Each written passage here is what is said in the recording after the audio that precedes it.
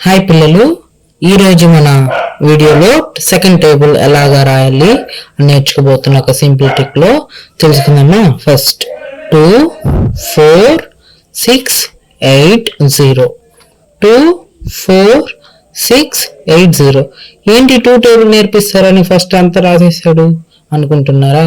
చూడండి, ఇక్కడ ఇలా రాసుకున్నాక మనం 2 1 is 2 2 2s are 4 2 3s are 6 2 4s are 8 ఎందుకు 2 times కాబట్టి ఇలా వస్తుంది కదా. ఇప్పుడు చూడు, ఇక్కడ 1 పెట్టుకుంటాం. 2 5s are 10 2 6s are 12 2 7s are 14 2 8s are 16 2 9s are 18 2 10s are 20. అర్థమైందా? ఇప్పుడు దాని కింద 2 11s are 2 12s are కూడా చూడండి. 2 4 6 8 0 కదా.